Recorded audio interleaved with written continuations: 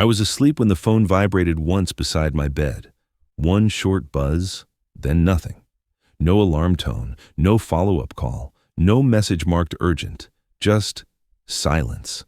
The kind you don't question when your job is to prevent panic, not react to ghosts.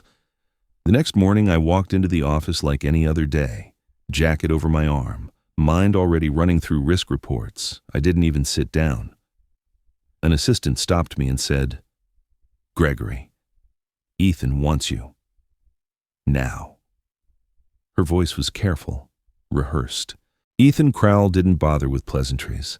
He looked straight at me and said, "You missed an executive call last night. That tells me everything I need to know." I asked a simple question. What incident was declared? He leaned back and replied, "That's not the point." It was the point. I was fired before my coffee cooled. No review, no fact check, no chance to open a log or pull a report. A single unanswered call, made outside any protocol, had become my professional obituary. For 7 years, I had served as Senior Risk Operations Director. When systems glitched, I slowed decisions down. When leaders rushed, I asked for verification. My job existed to stop companies from destroying themselves in a hurry. Ethan's leadership style was the opposite. He believed speed looked strong. Optics mattered more than process. Decisive gestures played well in boardrooms. The insult wasn't losing the role. It was the accusation hidden underneath it. That responsibility meant obedience. That loyalty required sleeping with a phone in my hand. There's no policy requiring me to answer personal calls at night. There's a policy requiring documented escalation. I went back to my desk and opened the internal calendar. I checked the night in question. No incident flag, no escalation level, no secondary page. Nothing had qualified as an emergency. I closed the screen and finally understood the silence. The call was never meant to be answered. It was meant to be missed. That realization settled cold, heavy, and irreversible. While the room waited for consequences, nobody had planned yet, alone. How are you feeling right now if this moment stirred something heavy? Take a breath and let yourself relax as we go. This story is meant to be taken slowly. Tell me where you're listening from. I love seeing how far these stories travel. If you want to stay with me, subscribe and keep listening the quiet after this is where things start to shift. Rumors move faster than facts inside a company like ours. By the afternoon, people weren't asking me what happened. They were telling each other what they thought happened. He ignored a critical call. Someone whispered near the elevators. Another said it louder, like it was already settled. I was still packing my desk when my name became shorthand for negligence. That version of the story spread because it was convenient. It didn't mention that there was no emergency alert. It didn't mention that no protocol had been triggered, no escalation declared, no secondary page sent. It didn't mention that no one else had been called. A single unanswered vibration became proof of character failure, and I was asleep while my reputation was rewritten. As I walked out, anger pressed tight behind my ribs, contained only by habit. I'd spent years being the person who slowed things down when everyone else wanted speed. More than once. I had stopped Ethan Crowell from signing off on decisions that would have looked bold and ended badly. I had told him no when he wanted shortcuts around compliance. I had asked for documentation when he wanted applause. Those moments never made it into the rumors. Ethan hated delays. He believed silence meant incompetence and hesitation meant weakness. In his world, leaders decided first and justified later. That morning, he didn't investigate. He concluded, power, used quickly, feels efficient. It also hides its own fear. Watching him, I understood something I hadn't allowed myself to see before. The call was never meant to be answered. If it had been, it would have raised questions, required escalation, forced documentation. A missed call, though, was clean. It created a villain without paperwork. I wasn't fired for being unavailable. I was chosen for being useful in a story that needed an ending before breakfast. That realization sharpened my anger into focus. This wasn't personal irritation or wounded pride. It was a system bending to protect one man's image. I replayed past meetings in my head, the warnings I'd issued, the risks I'd flagged. Each memory lined up neatly with the same conclusion: the narrative mattered more than the truth. That evening, an email surfaced in my inbox, forwarded quietly by someone who still believed in process. It was short and unmistakable. We need a clean narrative by morning. No mention of facts, no mention of review, just urgency and optics. I stared at the screen until the anger settled into something colder. Sleep hadn't failed me. The company had decided who should. In that moment, I realized outrage alone would solve nothing. What mattered was patience, records, and timing. If they wanted a story, I would let it run. Systems always correct themselves when arrogance rushes ahead of evidence. Consequences follow quietly, then arrive all at once. Eventually, I didn't file a lawsuit, not that day, not the next, not even after the anger cooled.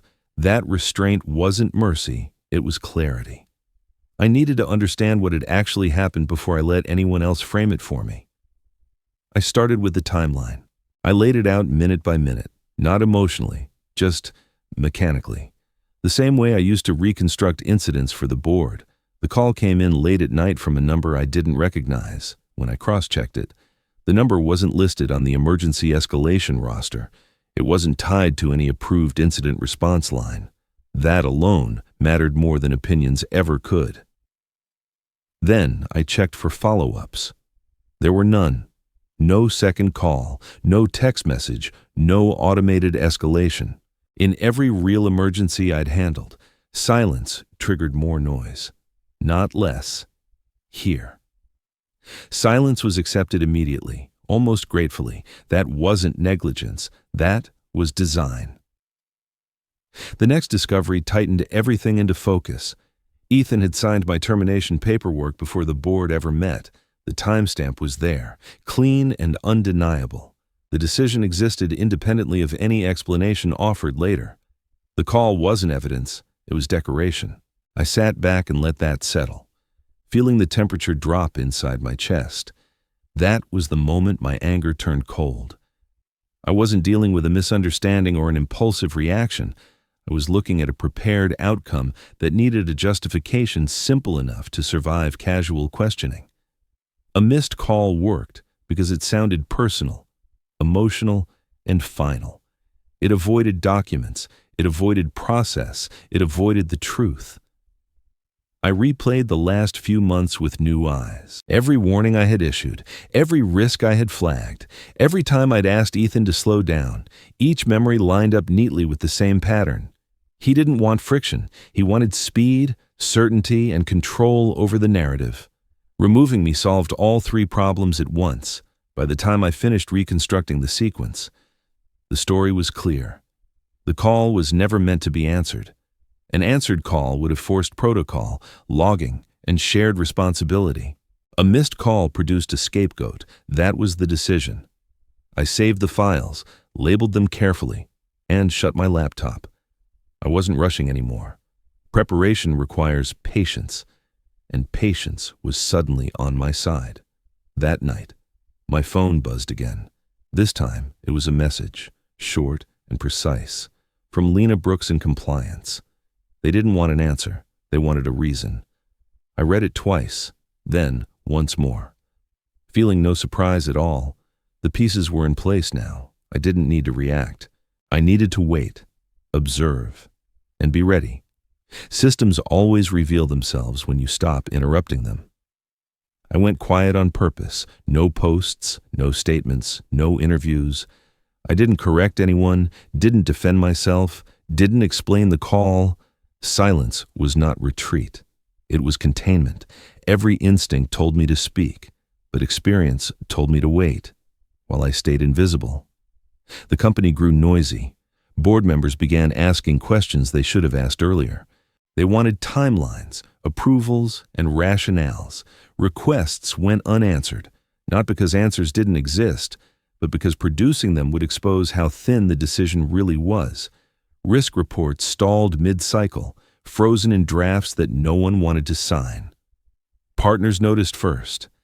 They didn't call me, they called the company. They asked for clarification on governance, on continuity, on who now owned escalation authority. Each question landed like a dropped glass. The responses were slow, vague, and inconsistent. Confidence leaked out in pauses and rewritten emails. Ethan pushed back hard. He blamed outdated procedures and claimed the issue had already been handled in meetings. He repeated the same phrase until it sounded official. The situation is resolved. Resolution. Apparently, meant removing the person who asked inconvenient questions. He spoke louder, moved faster, and treated concern as disloyalty. From the outside, I watched nothing and everything at once. I tracked delays through secondary channels, noted when documents slipped a day, then 2.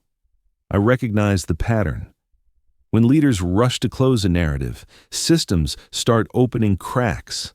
Waiting felt uncomfortable, like standing on a platform while a train approached slowly. But I didn't step back. Days passed. The tension didn't spike. It stretched. People were careful with words. Meetings ended early. Decisions were postponed without explanation. Silence settled inside the organization, heavier than panic.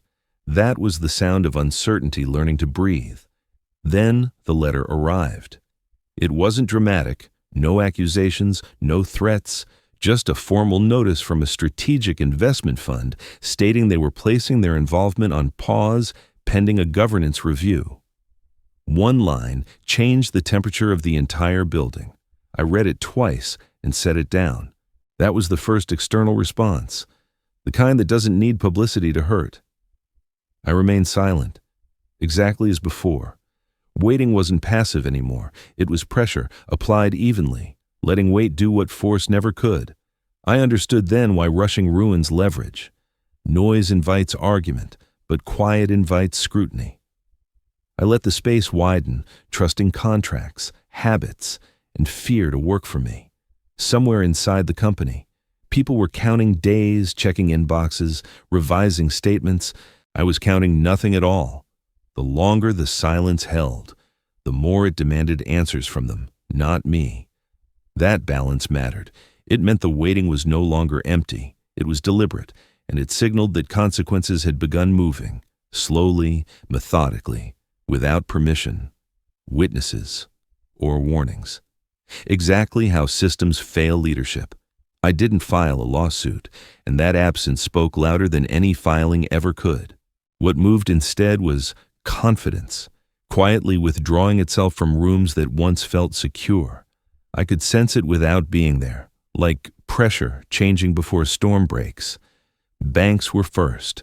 Relationship managers asked for updated leadership assessments, phrasing their requests politely while tightening timelines. Credit committees wanted reassurance that governance controls were intact.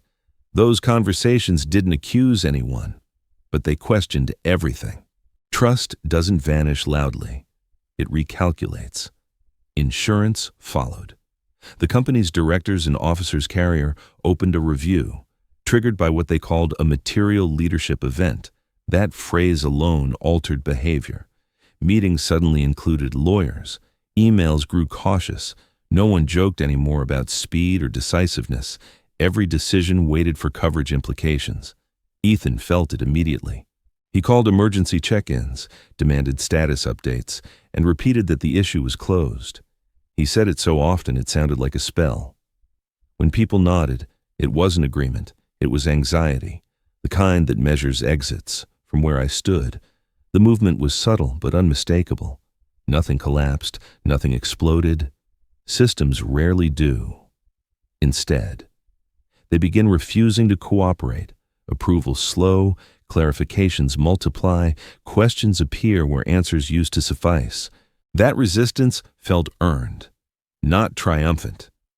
But I'd be lying if I said it brought no satisfaction. There was still no lawsuit. I hadn't spoken to reporters. I hadn't issued demands. All I'd done was step aside and let contracts remember what they were written to do. Organizations depend on belief as much as capital. And belief had started reallocating itself. The internal risk report confirmed it. Buried between neutral headings and measured language was a line that stopped everything governance risk following termination decision. No names, no drama, just causality. That sentence didn't need emphasis. It carried its own weight when that phrase circulated. The mood shifted again. It wasn't fear anymore. It was recognition. Someone had finally labeled the fracture. Ethan's confidence thinned, replaced by irritation that couldn't find a target. He asked who wrote it. He asked why it was necessary. No one answered directly. I read the line once, then closed the document. The first crack had formed, clean and irreversible. I didn't celebrate. I prepared.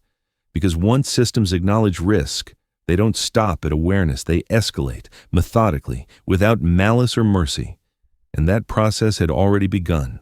Quietly, efficiently, exactly as designed. I stayed patient, watching indicators align, knowing early shifts matter most. Panic belongs to leaders who mistake authority for stability. I had learned the opposite. Stability comes from systems resisting shortcuts. The more they tightened around him, the calmer I became, aware that momentum no longer needed my voice to continue. It would carry itself forward, inevitably, until accountability arrived, documented, undeniable, final, complete, unavoidable. I knew the moment the documents were released that silence was over. What had lived in margins and warnings was now exposed, undeniable. The tension didn't explode, it sharpened. Every file opened felt like a spotlight, and every line pointed back to decisions Ethan had hoped no one would trace. The record showed Ethan knew the risk before that call ever happened. Briefings had been circulated, concerns summarized, delays recommended. I had advised caution, suggested waiting, asked for verification. He dismissed it all, signed ahead, and treated my restraint as obstruction rather than protection for the company and its future. The timeline made the intent impossible to deny. The call was irrelevant. The decision existed first. My name simply filled a space in a narrative already drafted. I wasn't removed for failing to answer.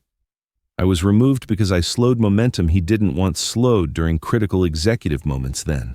As this became visible, the atmosphere shifted from uncertainty to strain. Emails turned careful. Meetings added lawyers. Ethan reacted with irritation, demanding explanations without asking questions. The more evidence surfaced, the less room he had to maneuver. And that compression raised tension everywhere inside the organization each passing day now. I recognized the pattern immediately because I had warned him about it. Escalating risk without consensus always exposes leadership. He knew. He ignored it. Then he needed distance between himself and the consequences. And I provided that distance by being expendable in the eyes of the board and investors watching. When the board requested full access to the records, the tone changed completely. This was no longer about a missed call. It was about prior knowledge, ignored warnings, and accountability. Ethan resisted. But resistance only amplified what the documents already confirmed through timestamp signatures and internal approvals on record clearly. I stayed calm, but the tension climbed anyway. Questions grew sharper, explanations shortened. People started choosing words like evidence and exposure instead of loyalty.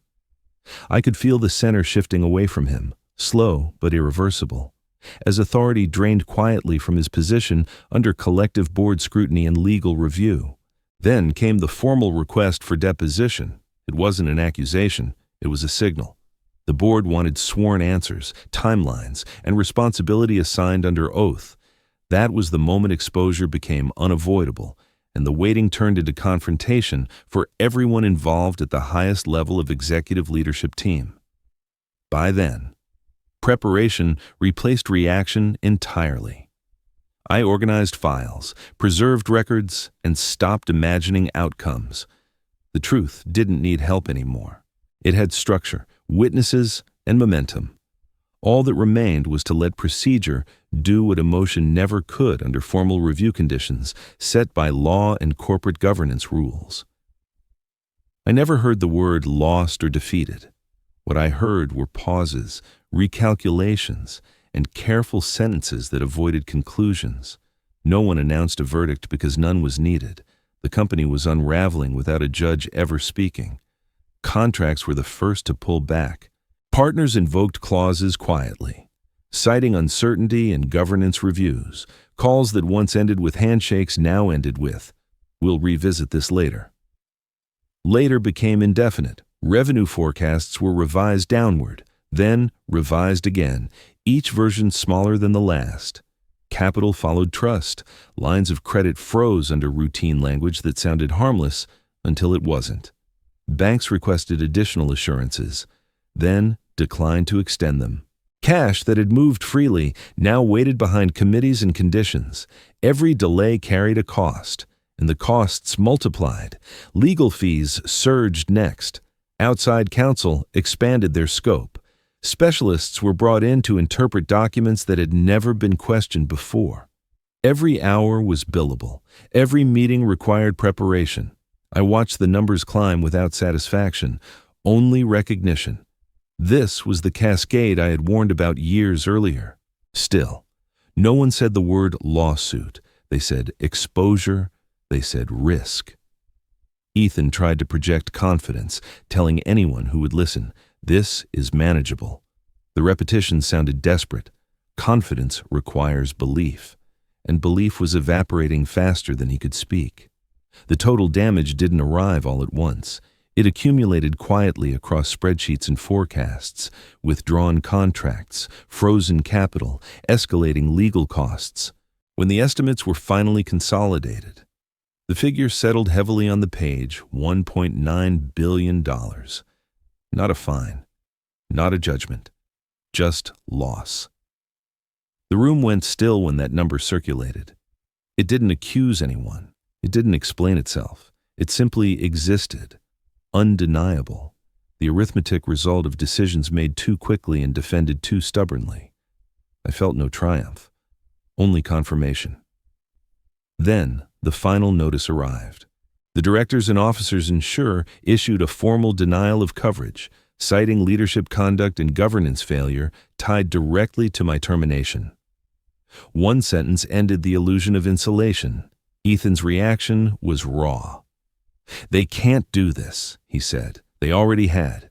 That refusal sealed the collapse. Without coverage, every dollar mattered more. Without trust, every assurance sounded hollow. The system had finished its work. I didn't speak. I didn't need to. The cascade was complete, and it spoke in numbers no one could argue with. There were no villains left to blame, only math and memory.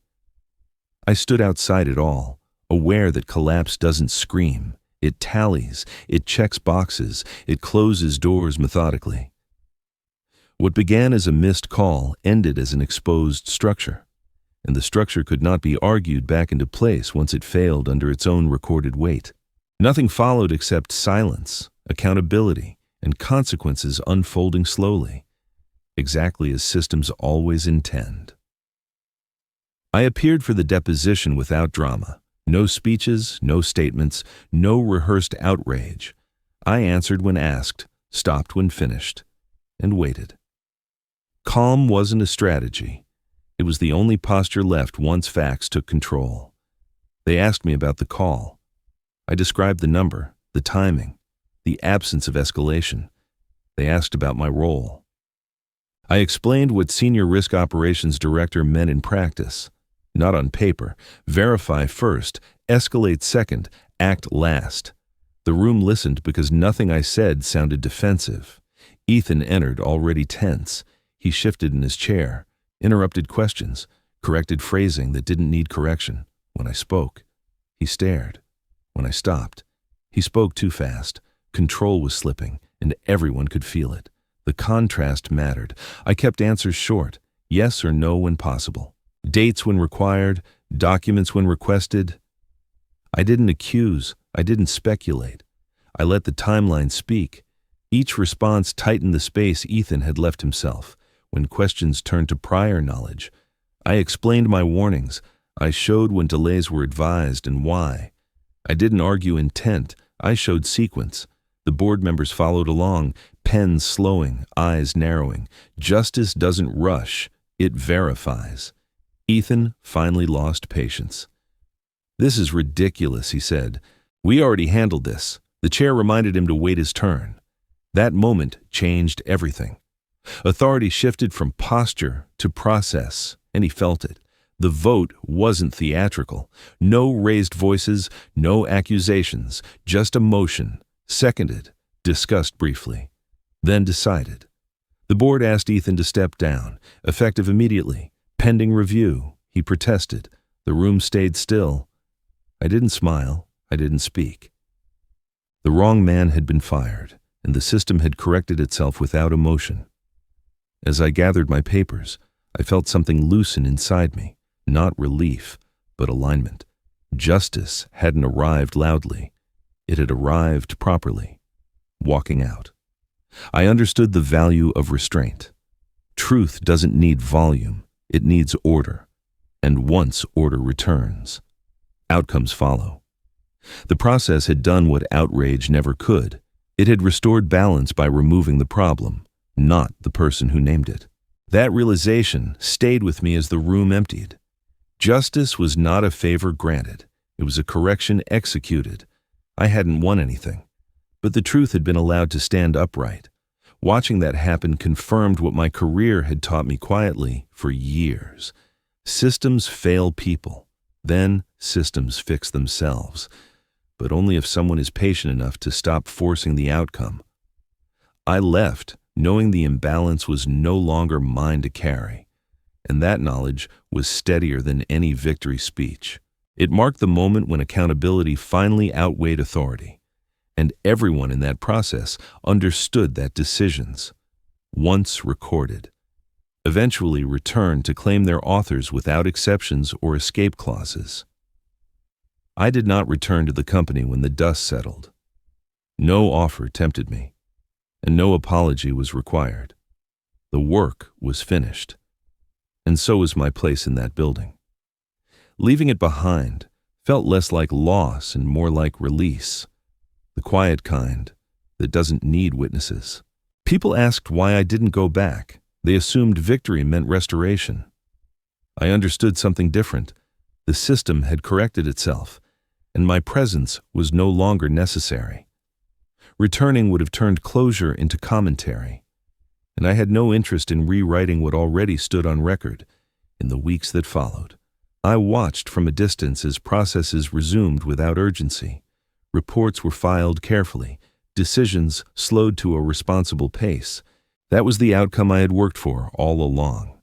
Not revenge, not humiliation, just balance restored through structure.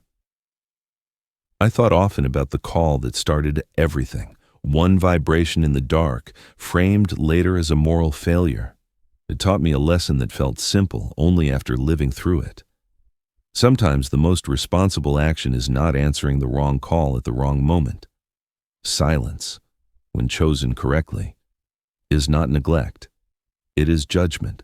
I carried no bitterness toward Ethan anymore. Anger burns fast and leaves nothing useful behind. Meaning arrives slower.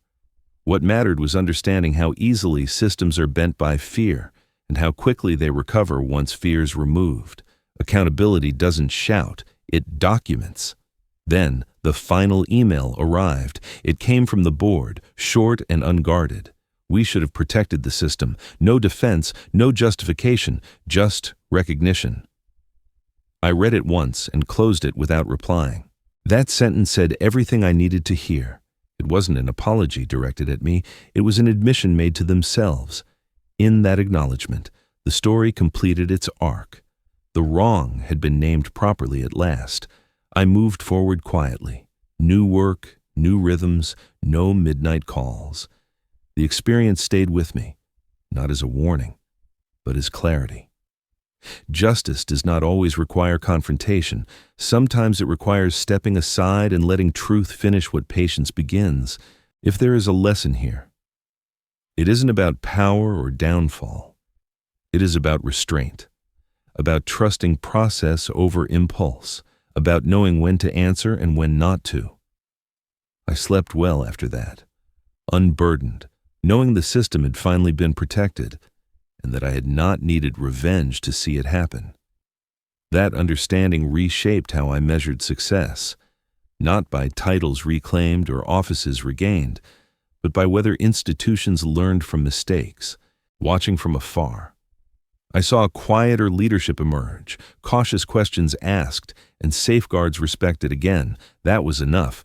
Walking away preserved my dignity and theirs. The call I never answered no longer mattered. What mattered was choosing calm over reaction, patience over noise, and letting the right outcome arrive without force. It reminded me that integrity survives endings, and systems remember who honored them when pressure tested every assumption internally always. I didn't celebrate when it ended. I simply noticed the quiet had changed. The noise was gone, replaced by order, paperwork, and decisions that no longer needed my presence.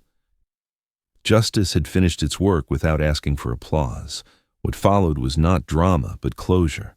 The company adjusted, contracts rewritten, controls reinforced, habits corrected. No one called it revenge. They called it governance, which felt more honest. I watched from a distance, satisfied not because someone fell, but because the system stood back up. People still asked how it felt. I told them it felt complete. Anger had burned out long before accountability arrived, leaving room for something steadier.